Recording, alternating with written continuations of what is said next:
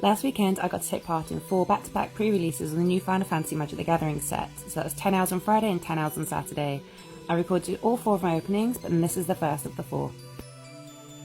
The packaging of this pre-release kit is absolutely phenomenal. The attention to detail on these pixel art is absolutely beautiful and mind-blowing. Definitely hands down the best designed pre-release kit I've ever seen. As always, you get a spin down die, a divider, 6 booster packs and 1 promo pack.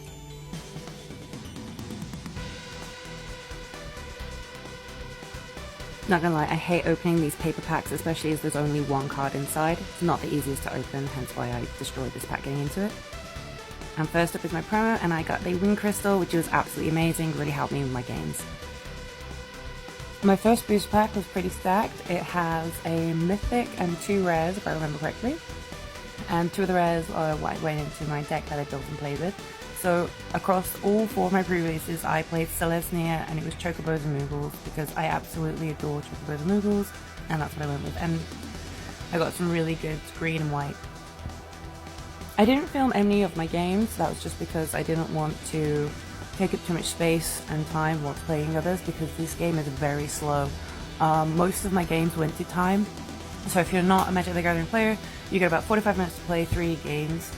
So it's best out of 3. If you lose in the first 2, then it's just, you're done. But if you go to the 3rd game, it can be quite hard, especially with this format. It was very slow. If your deck wasn't super aggressive, you tended to go wide, especially with token generation, which is what I was playing. I'm still in awe at the attention to detail and the artwork on so many of these cards. It's absolutely breathtaking. If you are not a Magic the Gathering fan but you love Final Fantasy, I definitely recommend maybe getting some of the decks to play with, maybe get into the game a little bit.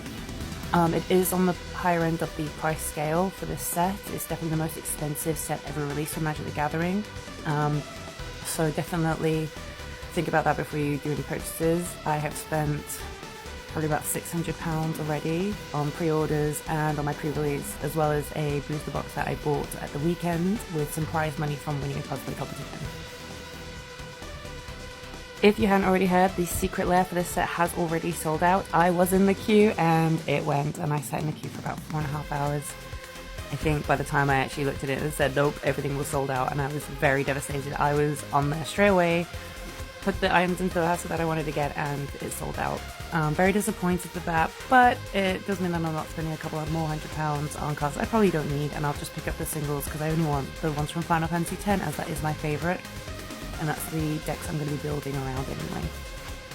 Overall, super hyped with everything I've opened so far. Can't wait to get deck building with all the cards that I've opened, and I'll share some more content soon. Bye!